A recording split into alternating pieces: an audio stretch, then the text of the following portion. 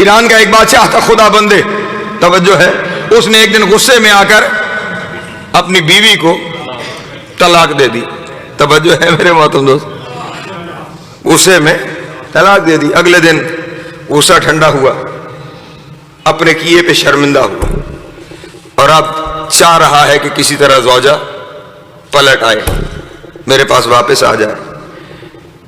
وزیروں سے مشورہ کیا، انہوں نے کہا دینی معاملہ ہے، علماء حل پیش کریں گے۔ علماء کو بلا لیے گیا، مختلف مسالے کے علماء اکٹھے ہو گئے۔ بادشاہ نے کہا جناب کل یہ معاملہ ہوا ہے، غصے میں میں نے 3 دفعہ طلاق کہہ دیا، وہ گھر چلی گئی، اب مجھے سمجھ میں آئی کہ غصے میں میرا فیصلہ غلط تھا، میں اسے واپس بلانا چاہتا ہوں، کیا کیا جائے؟ مولویوں نے اپنے اپنے مسلک کے مطابق جواب دیا، جناب والا پہلے اس کا نکاح کسی اور کے ساتھ ہوگا، کسی اور کے ساتھ شادی ہوگی، پھر وہ اسے طلاق دے گا، پھر اس کے بعد وہ آپ کے نکاح میں دوبارہ آ سکتی ہے۔ بادشاہ نے ان کی طرف دیکھ کے غصے میں کہا میں نے دین کا مسئلہ پوچھا ہے، بغیرتی کا نہیں۔ توجہ ہے محترم، میں نے دین کا مسئلہ تم سے پوچھا ہے۔ انہوں نے کہا جناب ہمارے پاس تو دین کا یہی مسئلہ ہے، اس کے علاوہ ہمارے پاس مسئلہ کوئی نہیں ہے۔ جب مولوی حضرات اٹھ کے چلے گئے نا، ایک اس کا وزیر تھا، اس نے قریب آ کے کہا حضور یہ جتنے بیٹھے ہوئے ہیں نا ان سب نے سے تو آپ نے پوچھ لیا ہے، لیکن ایک اور فقہ ہے جو دنیا میں موجود ہے، اور اس فقہ کا نام فقہ جعفری ہے۔ توجہ اذان محترم، ان سے بھی ذرا مسئلہ دریافت کر لیجئے۔ اس سے پہلے ایران میں شیعت نہیں تھی، کافر وہ لوگ کہاں ہیں، ان سے میں اپنا مسئلہ دریافت کروں۔ ان کا ایک عالم ہے علامہ ہلی، وہ رہتا ہے نجف اشرف میں، اسے بلاؤ اور اس سے مسئلہ پوچھو۔ توجہ اذان محترم، اب معاملہ پہنچا علامہ ہلی کے پاس۔ علامہ ہلی نجف سے روانہ ہوئے، ایران میں پہنچے۔ جب ایران پہنچے، دربار سجا ہوا ہے، بادشاہ بیٹھے ہوئے ہیں، سارے مسلک کے علماء وہاں پر بیٹھے ہوئے ہیں، اور علامہ ہلی وہاں سامنے آئے، سارے اپنے اپنے جوتے اتار کے وہاں رکھ کے آتے تھے، آگے آ کے بادشاہ سلامت کے سامنے جھک کر، توجہ، باقاعدہ رکوع کے عالم میں جا کر سلام کرتے تھے۔ علامہ ہلی جو وہاں سے داخل ہوئے، وہیں پہ کھڑے ہوئے ہی السلام علیکم ورحمۃ اللہ وبرکاتہ، توجہ، بس اتنا سلام کیا۔ ساتھ بیٹھے ہوئے مولویوں نے پہلے چاہتے ہیں نا کہ معاملہ گڑبڑ ہو جائے، خدا بندے سے کہنے لگے دیکھا جناب اسے تو سلام کرنے کا بھی طریقہ نہیں آتا، وہیں پہ کھڑے ہوئے سلام کر لیا، نہ آپ کے سامنے آ کے یہ رکوع کی حالت میں گیا، نہ جھک کے اس نے سلام کیا، یہ کیا معاملہ ہے؟ بادشاہ نے کہا کیا تمہیں آداب نہیں پتا کہ یہاں پہ ہمیں سلام کیسے کیا جاتا ہے؟ علامہ ہلی نے مسکرا کے کہا میرے مولا نے مجھے طریقہ یہی سکھایا۔ اللہ اکبر، ہم خدا کے علاوہ کسی کے سامنے نہیں جھکا کرتے۔ اب وہاں سے چلتے ہوئے سب کی نالین وہاں پڑی تھی، علامہ ہلی نے اپنی جوتیاں اٹھا کر اپنے بغل میں رکھ لی، توجہ ہے، اور پھر وہاں جہاں بیٹھنا تھا وہاں آ کر اپنے پاس جوتیاں رکھ کے بیٹھ گئے۔ اب فوراً مولویوں کو پھر موقع چاہیے تھا، اٹھے اور کہا دیکھیے کیسے عالم کو آپ نے بلایا جس کے پاس آداب ہی نہیں، جوتیاں وہاں اتاری جاتی ہیں، یہ اٹھا کے یہاں لے آیا۔ بادشاہ نے پھر علامہ ہلی سے کہا واقعاً آداب کے خلاف ہیں، جوتیاں وہاں اتارنی چاہیے تھی، تم یہاں پر لے آئے، مجھے توجہ چاہیے میرے محترم دوستوں کی۔ اس وقت اس نے کہا، علامہ ہلی نے جواب میں بادشاہ سے کہا بادشاہ بے شک ہونا تو یہی چاہیے تھا، جوتیاں مجھے وہاں پہ اتارنی چاہیے تھی، لیکن میری مجبوری ہے کہ میں نے سنا ہے کہ یہاں پہ فلاں امام کے ماننے والے بیٹھے ہوئے ہیں، اور میں نے کتابوں میں یہ پڑھ رکھا ہے کہ انہوں نے رسول کی جوتیاں چرائیں تھیں۔ نہیں توجہ فرما رہے، انہوں نے رسول اللہ کی نالین، رسول کی جوتیاں انہوں نے چرائی تھی۔ یہ سننا تھا تو وہ جو اس امام کے ماننے والے بیٹھے تھے نا وہ کھڑے ہو گئے، انہوں نے کہا جھوٹ بول رہا ہے علامہ ہلی، ہمارے امام نے رسول کی جوتیاں نہیں چرائیں۔ علامہ ہلی نے کہا تیرے پاس دلیل کیا ہے کہ جوتیاں نہیں چرائی گئیں؟ مسکرا کے کہنے لگا جناب دلیل ہمارے پاس یہ ہے کہ ہمارا امام تو اس زمانے میں تھا ہی نہیں جب رسول تھے۔ نہیں توجہ فرما رہے، ہمارا امام تو تھا ہی نہیں کہ جب رسول تھے، تو پھر جوتیاں کیسے چرائیں؟ علامہ ہلی کو میں بھول گیا ہوں گا، یہ فلاں امام نے چرائی تھی۔ اس کے ماننے والے کھڑے ہو گئے، کہا وہ تو 150 سال بعد پیدا ہوا تھا۔ نہیں توجہ فرما رہے، وہ جوتیاں کیسے چرا سکتا ہے؟ امام نے تیسرے کا نام لیا، کہا وہ 200 سال بعد آیا تھا۔ چوتھے کا نام لیا، کہا وہ 225 سال بعد آیا تھا۔ اب علامہ ہلی متوجہ ہوئے خدا بندے کی جانب، کہا ان سے مسئلے پوچھتا ہے جن کے اماموں نے نبی کو دیکھا ہی نہیں ہے۔ اللہ اکبر، سلامت رہے، مولا آپ کو عزت عطا فرمائے۔ جن کا نبی کے ساتھ واسطہ ہی نہیں ہے ان سے مسئلے پوچھنے جا رہا ہے۔ میں تجھے مسئلہ بتاتا ہوں کہ جس کے پہلے 3 امام نبی کی گود میں پلے ہیں۔ اللہ اکبر، سلامت رہے، مولا آپ کو عزت عطا فرمائے۔ اور باقیوں کے قول اور فعل کی ذمہ داری اللہ اور اس کے رسول نے لے رکھی ہے۔ مکتب اہل بیت کا مسئلہ یہ ہے کہ غصے میں دی ہوئی طلاق طلاق ہی نہیں ہے۔ نہیں توجہ فرما رہے. غصے میں دی ہوئی طلاق طلاق نہیں ہے. پھر طلاق طلاق طلاق کہنے سے ایک دفعہ نہیں 1000 دفعہ کہہ دو تو بھی وہ طلاق ایک بھی نہیں گنی جائے گی جب تک ویسے نہ پڑھی جائے جیسے نبی نے سکھایا ہے.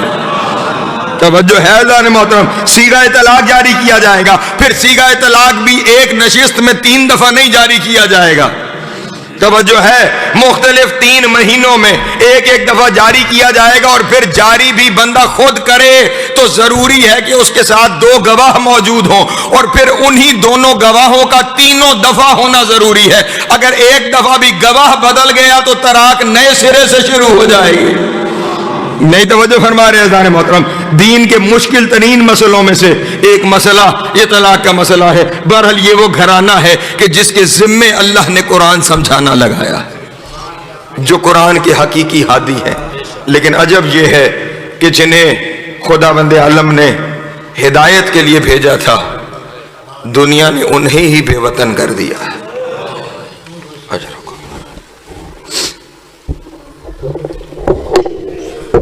بس جتنا وقت تھا اتنی حاضری قبول فرمائیے گا انشاءاللہ. پھر زندگی رہی پھر تفصیل سے آپ کے سامنے ذکر کرتے رہیں گے. آج کا دن وہ ہے کہ بے وطن ہو گیا نبی کا گھر.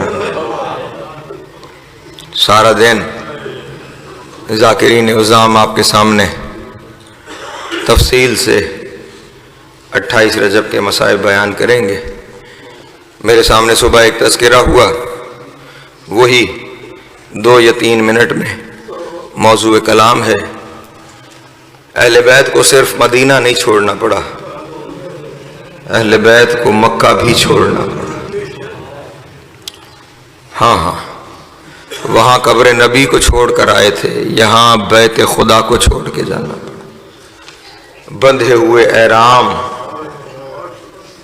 توڑ کے جانے پڑے, کعبے کے وارثوں کو کعبہ چھوڑ کے جانا پڑا. 8 ذی الحج تھی جب میرے مولا نے مکہ سے روانہ ہونے کا اعلان فرمایا. امام حسن علیہ السلام کے ایک فرزند ہیں جن کا نام ہے حسین اسرم. یہ اپنی فصاحت و بلاغت میں اپنے جد امیر المومنین کے ثانی کہے جاتے تھے. اس قدر قوت کلام تھی کہ جب گفتار کرتے تھے تو لوگ ایسے ہو جاتے تھے جیسے ان کے سروں پہ پرندے بیٹھے ہوئے, اور کسی میں یہ جرت نہیں ہوتی تھی کہ وہ ان کے کلام کو کاٹ سکے یا ان کی بات کی دوسری جانب عمل کر سکے.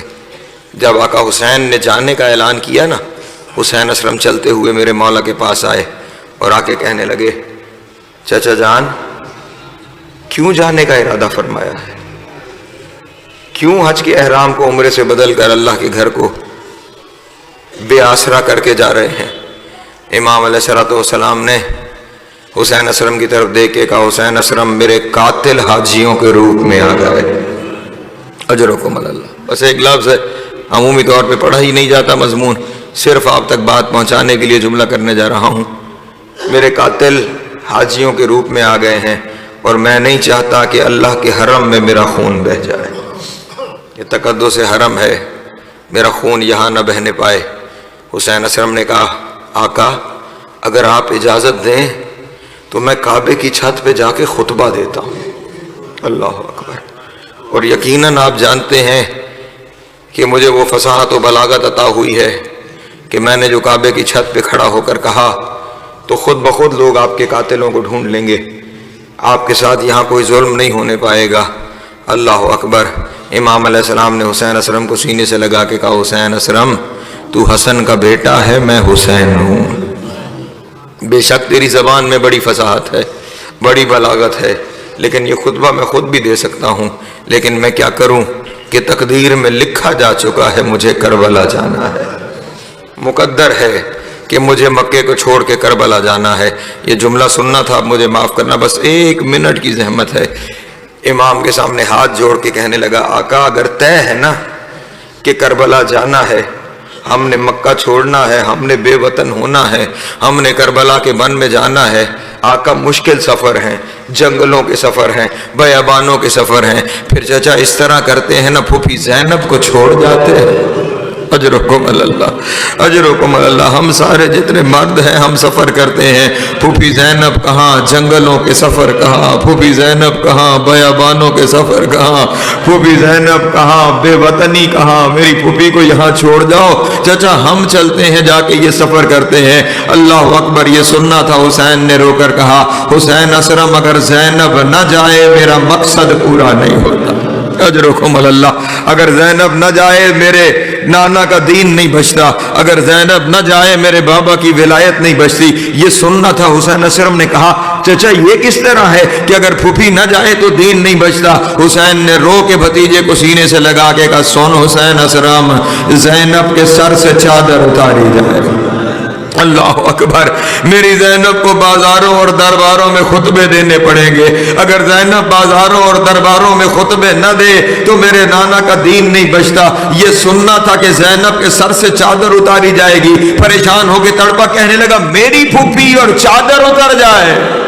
اللہ اکبر، اللہ اکبر، میری پھوپھی اور چادر اتر جائے۔ کیا ہم ساتھ نہیں جا رہے؟ کیا چچا عباس ساتھ نہیں جا رہے؟ عباس کا نام لینا تھا۔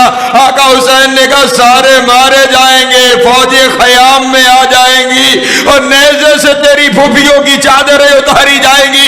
بس قیامت کا جملہ یہی ہے۔ حسن کا بیٹا تھا نا، 2 قدم پیچھے ہٹا، جگر پھٹ گیا، خون کی الٹی آئی اور وہیں پہ حسین اسرم کی روح پرواز کر گئی۔ حسین اسرم دنیا سے گزر گئے، یہ سن بھی نہ پائے کہ زینب کی چادر اترے گی۔ حسین اسرم کے روح کا پرواز کرنا تھا۔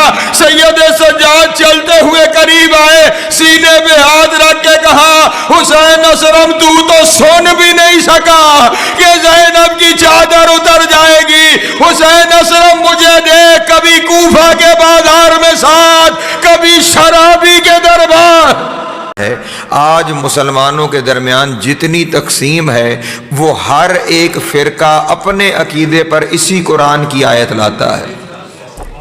توجہ توجہ اذان محترم، خدا فرما رہا ہے میں نے آسان بنایا، لیکن جتنی اس طرح مسلمانوں میں تقسیم ہے سب اسی قرآن مجید سے اپنے اپنے عقیدے کی دلیل میں آیت لے کر آتے ہیں۔ اور پورے دعوے سے کہہ رہا ہوں، صرف اصول میں نہیں، فروع میں جتنا اختلاف ہے وہاں پہ بھی آیتیں قرآن سے لائی جاتی ہیں۔ مثلا چلیں توحید سے اپنی گفتگو کا آغاز کرتا ہوں۔ توحید میں ہمارے یہاں امت مسلمہ میں 2 بڑے عقیدے موجود ہیں۔ ایک وہ ہے کہ جو کہتے ہیں کہ خداوند عالم اپنی ذات و صفات میں وہ ہستی ہے کہ کوئی اس جیسا نہیں ہے، کوئی اس کا شریک نہیں ہے، کوئی اس کے برابر کسی حوالے سے بھی نہیں ہے۔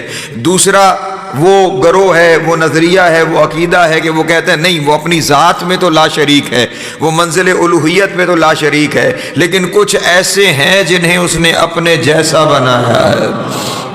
توجہ توجہ اذان محترم، ایک گروہ وہ ہے کہ کہتا ہے کوئی کسی حوالے سے اس جیسا نہیں ہے، دوسرا گروہ کہتا ہے نہیں، ذات اپنی ذات میں تو وہ لا شریک ہے لیکن صفات میں کچھ ہستیوں کو اس نے شریک کیا ہے۔ اور عجب یہ ہے کہ دونوں اپنے اس عقیدے پر قرآن کی آیت لاتے ہیں۔ جو کہتے ہیں کہ ذات و صفات میں بھی اس جیسا کوئی نہیں، وہ کہتے ہیں اللہ نے قرآن میں ارشاد فرمایا لیس کمثلہ شیء، اللہ وہ ہے کہ جس کے جیسا کوئی بھی نہیں ہے، اس کی کوئی مثل موجود ہی نہیں ہے۔ جو کہتے ہیں نہیں، ذات میں تو وہ لا شریک ہے لیکن صفات میں اپنے جیسے بنائے ہیں، وہ بھی آیت لاتے ہیں کہ اللہ نے اسی قرآن میں ارشاد فرمایا ہے وَلِلَّهِ الْمَثَلُ الْأَعْلَىٰ، اللہ وہ ہے کہ جس نے اپنی اعلیٰ مثالیں بنائی ہے۔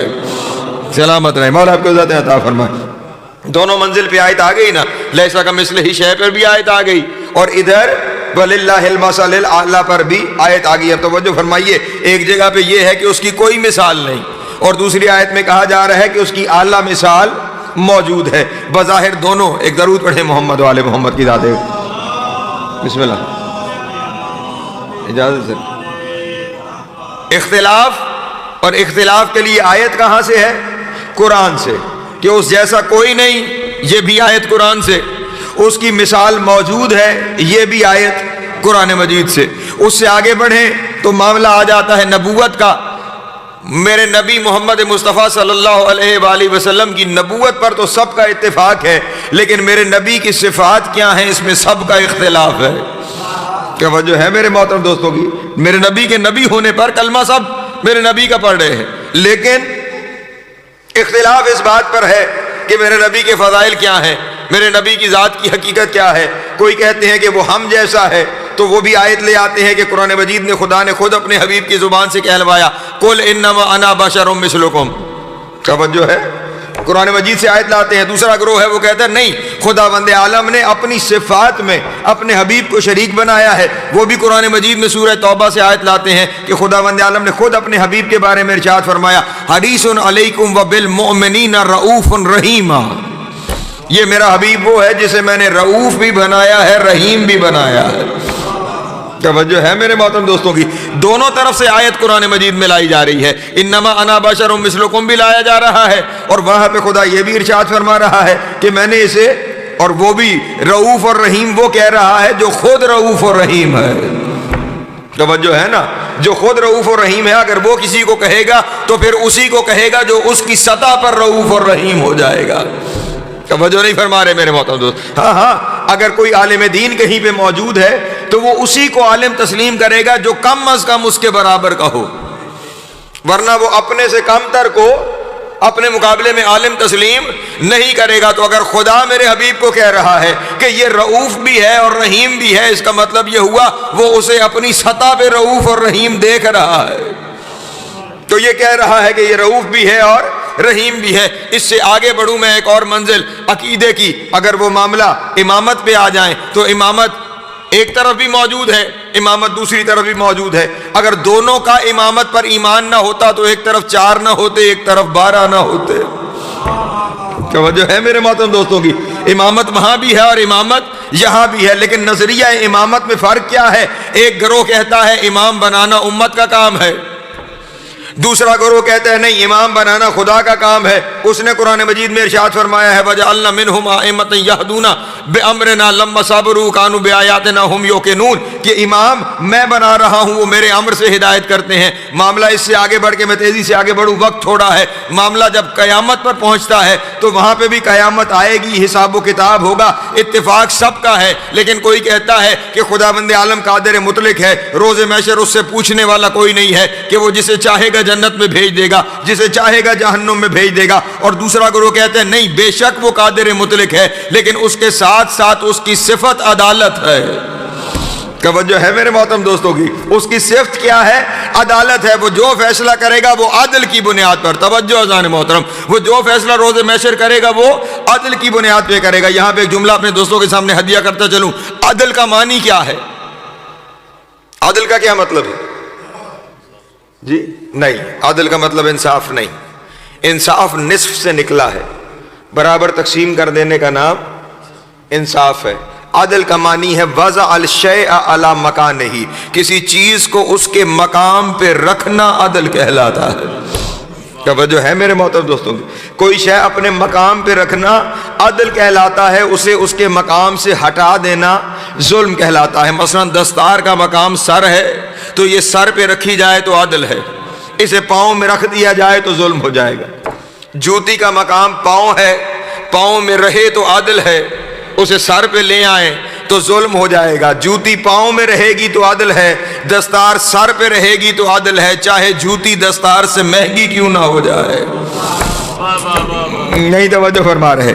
عدل یہ ہے کہ اسے پاؤں میں رکھا جائے گا، وہ پاؤں میں رہے گی تو یہ عدالت ہے۔ اب میں کیا کروں کہ عدالت ہمارا خود اصول دین میں بھی شامل ہے، اور عدالت کا تقاضا یہ ہے جس کی جو جگہ ہے اسے وہیں پہ رکھا جائے۔ ہمارا 1400 سال سے طریقہ کار ہی یہی رہا ہے، جس میں دنیا ہم سے ناراض ہو جاتی ہے۔ ہماری مجبوری ہے جو جہاں کا ہے ہم اسے وہاں رکھتے ہیں۔ سلامت رہے، مولا آپ کو عزت عطا فرمائے۔ ہر ایک کو اس کی جگہ پہ رکھنا یہ ہماری دینی مجبوری ہے، ہمارے اصول میں شامل ہے۔ بہرحال روز محشر وہ عدل کرے گا کہ ہر ایک کو اس کی جگہ پر رکھنا عدل کہلائے گا۔ چلے جملہ آ گیا تو اپنے دوستوں کے سامنے ہدیہ کرتا چلوں۔ جب یہ عدل ہے کہ وہ ہر ایک کو اس کی جگہ پر رکھے گا تو پھر یہ بھی عدل کا تقاضا ہے کہ وہ کبھی بھی علی کے چاہنے والوں کو دشمنان علی کے ساتھ نہیں رکھے گا۔ توجہ ہے نا میرے محترم دوستوں، یہ تقاضا عدل ہے۔ کہ وہ کبھی بھی علی کے چاہنے والوں کو دشمنان علی کے ساتھ نہ رکھے، اور دشمنان علی کا مقدر ہے جہنم۔ توجہ ہے؟ ہاں نبی کی حدیث شیعہ سنی کتابوں میں موجود ہے کہ اے علی اگر دنیا تیری محبت پہ جمع ہو جاتی خداوند عالم کو جہنم بنانے کی ضرورت ہی نہ پڑتی۔ توجہ ہے میرے محترم دوستوں کی؟ تو اب علی والوں کے لیے جنت کا مقام طے ہو گیا۔ بہرحال بات سامنے آ گئی تو میں نے کر دی۔ عقیدے دونوں کے پاس موجود کہ وہ ان اللہ علی کل شیء قدیر اور ان اللہ یأمر بالعدل والاحسان، یہ دونوں آیتیں قرآن مجید سے لائی گئی۔ یہ تو عقیدے کا معاملہ تھا کہ جہاں عقیدے کے معاملے پر دونوں اپنے اپنے عقیدوں پر قرآن سے آیتیں لگاتے ہیں۔ اگر ہم اس عقیدے سے نکل کے عمل کے میدان میں آ جائیں، توجہ ہے نا میرے محترم دوستوں کی، عمل کے میدان میں اگر آئیں تو خود عمل پہ بھی قرآن مجید کی آیتیں، اور عجب یہ ہے سرکار مجھے یہاں پہ توجہ چاہیے، عجب یہ ہے کہ وہاں پہ تو ہر ایک اپنے عقیدے پہ الگ آیت لا رہا تھا، لیکن عمل کی منزل پر آیت بھی ایک ہے اور پھر اختلاف ہے۔ توجہ حضرات محترم، نماز عبادتوں میں سب سے بڑی عبادت، ٹھیک، لیکن اس نماز کی شرط ہے وضو۔ وضو شرط نماز ہے، اگر وضو نہیں تو نماز نہیں ہوتی۔ اس وضو کے لیے قرآن مجید میں صرف ایک آیت موجود ہے پورے قرآن میں، بسم اللہ کی بے سے لے کے والناس کی سین تک وضو کی ترتیب پر صرف ایک آیت ہے، توجہ فرمائیے گا، اور وہ کیا ہے؟ وَاغْسِلُوا وُجُوهَكُمْ وَأَيْدِيَكُمْ إِلَى الْمَرَافِقِ وَامْسَحُوا بِرُؤُوسِكُمْ وَأَرْجُلَكُمْ إِلَى الْكَعْبَيْنِ۔ ایک درود پڑھیں محمد والے محمد کی ذات۔ آئیے قاضی صاحب بسم اللہ، مل کے ایک دفعہ پھر بھی بلندر صلوات پڑھنے آل محمد۔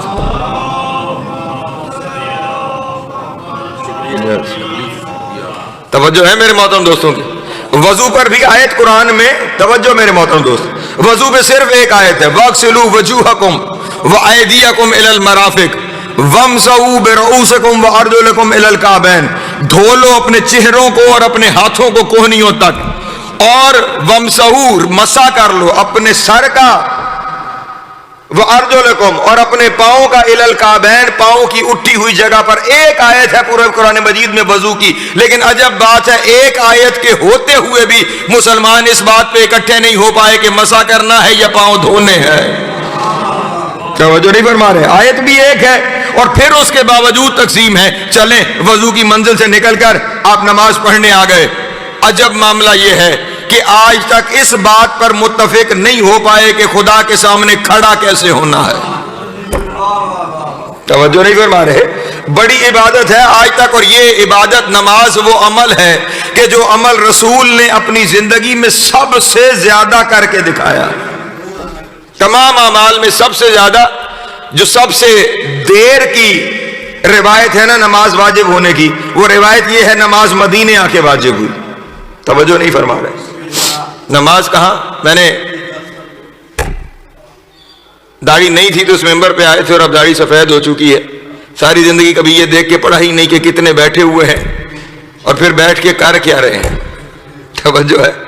ہاں کیونکہ ہمیں تو بچپن میں یہی عقیدہ بتایا گیا ہے کہ اس صف اعضاء پر وہ آ کے بیٹھ جاتے ہیں جو اس صف اعضاء کے وارث ہیں۔ ہاں پھر جب وہ تشریف فرما ہے تو پھر کوئی ہے یا نہیں ہے اور کون کس حالت میں بیٹھا ہوا ہے، ہم نے تو اپنے سرکاروں کے سامنے اپنی ڈیوٹی سر انجام دینی ہے نا۔ نماز قیام آج تک نہیں طے کر پائے کہ قیام کرنا کیسے ہے۔ رسول سب سے زیادہ لیٹ روایت ہے کہ مدینے میں نماز واجب ہوئی۔ مدینے میں رسول نے گزارے ہیں 10 سال۔ توجہ ہے؟ کتنے سال رسول نے مدینے میں گزارے؟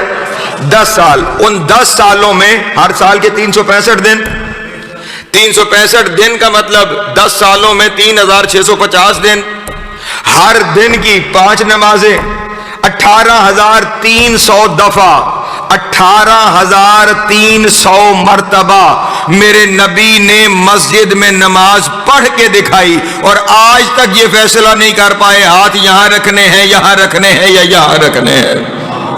توجہ ہے میرے محترم دوستوں کی؟ اتنا عمل نبی نے کر کے دکھایا، انہیں سمجھ میں نہیں آئی، اس سے آگے بڑھیں تو رکوع کے ذکر ہیں تو اس میں اختلاف، سجود کے ذکر ہیں تو اس میں اختلاف، روزے کے اوپر آ جائیں تو روزے کے فرض پر بھی ایک ہی آیت ہے، کتب علیکم الصیام کما کتب علی الذین من قبلکم لعلکم تتقون، اور اس روزے کے سحر و افطار پر بھی ایک ہی آیت ہے کہ تم نے روزہ کب تک لے کے جانا ہے، وَأَتِمُّ الصِّيَامَ إِلَى اللَّيْلِ، روزے کو تمام کرو رات تک، اور عجب یہ ہے نہ آج تک روزہ رکھنے کے وقت پہ اتفاق ہے، نہیں توجہ فرما رہے، نہ روزہ کھولنے کے وقت پر اتفاق ہے۔ اسی طرح سارے جتنے اصول ہیں، حج کے معاملات لے لیجئے، ایک ہی آیت ہے حج کی، وَلِلَّهِ عَلَى النَّاسِ حِجُّ الْبَيْتِ مَنِ اسْتَطَاعَ إِلَيْهِ سَبِيلًا، ایک ہی آیت حج کی موجود ہے، اور آج تک حج کے طریقہ کار میں اختلاف ہے۔ اب یہ قرآن مجید، اللہ نے تو کہا تھا جہاں سے میں نے گفتگو کو شروع کیا کہ میں نے لقد یسرنا القرآن للذکر، ہم نے ہدایت کے لیے، نصیحت کے لیے اس قرآن کو آسان بنایا ہے، جسے اللہ نے آسان بنایا ہے اس کے ہوتے ہوئے پھر اتنا اختلاف کیوں ہے؟ توجہ اذان محترم، اور یہ سارا اختلاف کہاں سے لایا جا رہا ہے؟ قرآن مجید سے۔ توجہ اذان محترم، سارا اختلاف قرآن سے لایا جا رہا ہے، ہر ایک اپنے عقیدے پر، اپنے عمل پر قرآن کی آیت پیش کر رہا ہے، پھر دنیا کے سامنے ایک ہی رستہ بچتا ہے، یا تو یہ تسلیم کر لو کہ قرآن میں اختلاف ہے، توجہ اذان محترم، اس بات کو تقسیم کر لو کہ قرآن میں اختلاف موجود ہے، پھر خیال رکھنا اگر قرآن میں اختلاف ہے تو اس بات کو ذہن میں رکھنا کہ یہ قرآن اللہ کا کلام ہے، تو پھر جس کے کلام میں اختلاف ہے اس کی ذات میں بھی اختلاف ہو جائے گا۔ توجہ ہے میرے محترم دوستوں کی؟ جس کے کلام میں اختلاف ہے اس کی ذات میں اختلاف ہو جائے گا۔ یا تو یہ مان کے دین پہ فاتحہ پڑھ لو کہ قرآن میں اختلاف ہے، خدا کبھی کچھ کہتا ہے اور کبھی کچھ کہتا ہے، یا اس بات کو مان لو کہ تم لوگ جس کے پاس قرآن سمجھنے گئے ہو۔ توجہ ہے میرے محترم دوستوں کی؟ چلیں میں اپنے دوستوں کے سامنے ایک وضاحت کر کے اور پھر بات کو آگے لے کے چلتا ہوں۔ حضرت امام حسن عسکری علیہ السلام، امام بظاہر نظر بند ہے سامرہ میں، کوفے میں ایک شخص نے، یہ جتنی آیتیں میں نے آپ کے سامنے پڑھی ہیں نا، ابھی بہت تھوڑی پڑھی ہیں، انہی کو بنیاد بنا کر اس نے ایک کتاب لکھی جس کتاب کا نام تھا تناقص القرآن۔ توجہ ہے، قرآن کے نقائص، قرآن کے نقائص، اس نے قرآن کے اندر یہی اختلافی آیتیں اکٹھی کر کے ایک پوری کتاب مرتب کر دی کہ قرآن میں اختلاف موجود ہے۔ توجہ اذان محترم، اس کا ایک شاگرد پتہ نہیں کیسے سفر کرتے کرتے سامرا پہنچ گیا، بلکہ میں اپنے عقیدے میں یہ کہوں گا پہنچ نہیں گیا، سامرا پہنچا دیا گیا۔ توجہ ہے میرے محترم دوستوں، امام کے ساتھ آمنا سامنا ہو گیا، امام نے اس سے کہا، اب توجہ، کتاب کوفے میں لکھی گئی، امام سامرا میں ہے، امام نے فرمایا تیرے استاد نے ایک کتاب لکھی ہے کہ جس میں وہ قرآن مجید کی بظاہر اختلافی آیتوں کو لکھ کر اس نے تناقص القرآن کے عنوان سے کتاب لکھ ڈالی ہے۔ اس نے کہا جی حضور بالکل یہ کتاب لکھی ہوئی ہے۔ امام نے فرمایا تو نے اسے منع نہیں کیا یہ کتاب لکھنے سے؟ کہنے لگا مولا وہ میرا استاد ہے، میں شاگرد ہوں، میں اسے کیسے منع کر سکتا ہوں یہ کتاب لکھنے سے؟ امام نے فرمایا پھر اس طرح کر، تو چلا جا واپس کوفے، اس کی قربت حاصل کر، جب اس کے قریب ہو جائے نا میں تجھے کچھ سوال بتاتا ہوں، وہ سوال تو اس سے پوچھنا لیکن میری طرف سے نہیں، اپنی طرف سے پوچھنا۔ توجہ توجہ اذان محترم، کچھ سوال لے کے چلا جا لیکن پوچھنے میری طرف سے نہیں ہے، اپنی طرف سے۔ توجہ اذان محترم، وہ شخص کوفے آ گیا، استاد کے قریب ہوا۔ اب جو امام نے سوال بتائے تھے وہ سوال یہ ہے کہ جب تیرا استاد تیرے پاس بیٹھا ہوا تو اس استاد سے کہنا حضور یہ فرمائیے کہ اگر کوئی شخص کہیں دور سے آپ کو ایک خط لکھے اور وہ خط آپ کے پاس آئے اور اس شخص نے آپ کو کوئی عمل کرنے کے لیے کہا ہو، کوئی چیز سمجھائی ہو، آپ اس خط کے مطابق جو آپ نے سمجھا اس کے مطابق آپ نے عمل کرنا شروع کر دیا، جو خط میں آپ کو کہا گیا تھا اس مطابق آپ نے عمل کرنا شروع کر دیا، کچھ دن کے بعد وہ جس نے خط میں کام کرنے کو کہا تھا وہ خود آ گیا۔ توجہ توجہ، ایک ایک لفظ پہ توجہ ہے، تو عمل کر رہا ہے جو خط میں لکھا گیا تھا، کچھ دنوں بعد وہ آ گیا جس نے خط لکھا تھا، جس نے عمل کرنے کو کہا تھا، اس نے تجھے دیکھا اور دیکھ کے کہا یہ کیا کر رہے ہو؟ پریشان ہو گئے، یہ کیا کر رہے ہو؟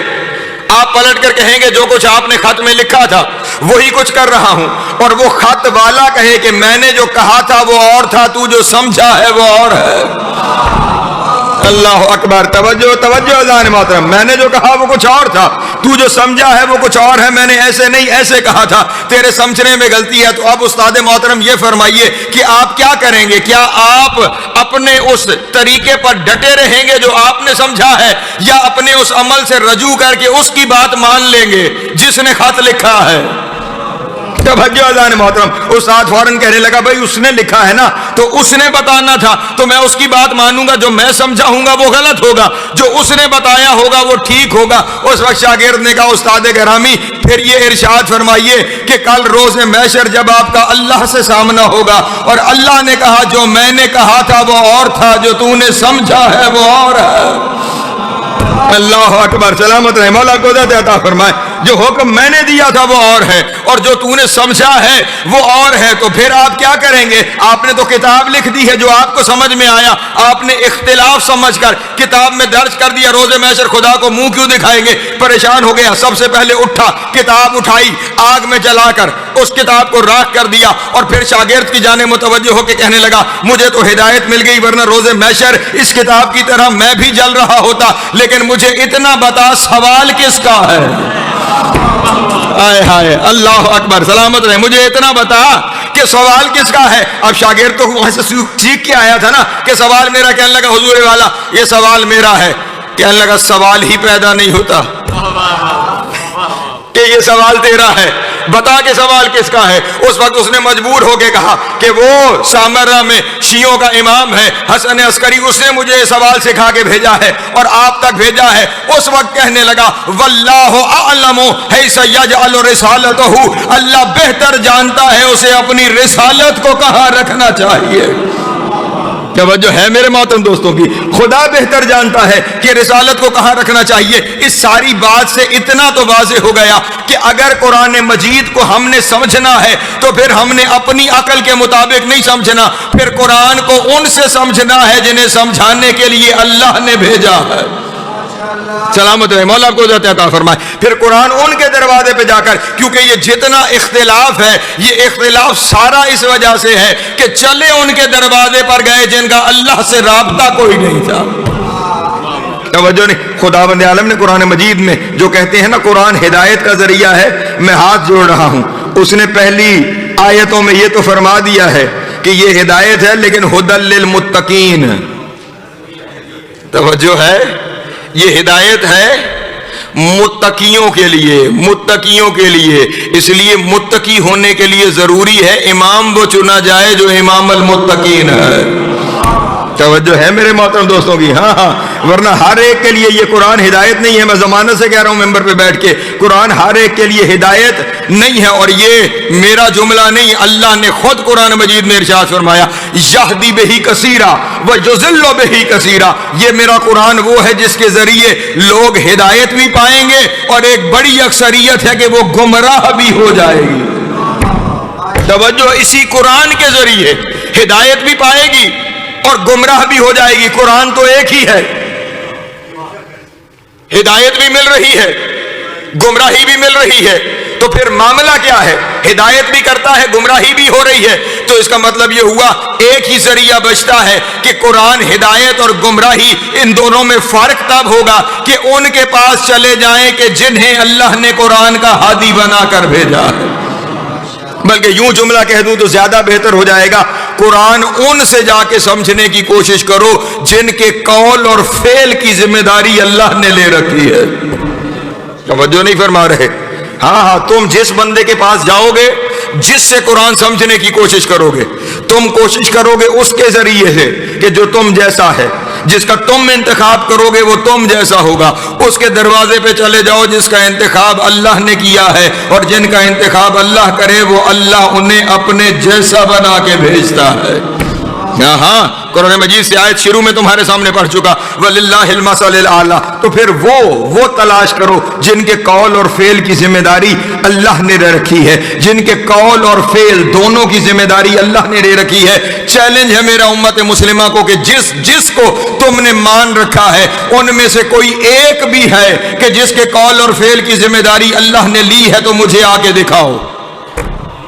आलम इस्लाम को चैलेंज है, कोई एक किसी फिरके के पास कोई एक ऐसा हो कि जिसके कौल और फेल की जिम्मेदारी अल्लाह ने रखी हो, तो मैं उसकी बैत कर लूंगा। और अगर ऐसा नहीं है तो फिर आओ मैं तुम्हें बताता हूं, हमारे पास 14 ऐसे हैं कि जिनके कौल की जिम्मेदारी भी अल्लाह ने ले रखी है, जिनके फेल की जिम्मेदारी भी अल्लाह ने ले रखी है। जब वो बात करते हैं तो वो फरमा देता है वमा यंतिकु अनिल हवा इन हुवा इल्ला वह्युन यूहा। जब वो कोई अमल करते हैं तो अल्लाह फरमा देता है वमा तशाऊना इल्ला अन यशा अल्लाह। और फिर उन सब की जिम्मेदारी लेते हुए उन्हें एक चादर के नीचे इकट्ठा करके फरमा दिया, इन्नमा युरीदुल्लाहु लियुज़हिबा अन्कुम अर्रिज्सा अहलल बैत व युताहिरकुम तत्हीरा।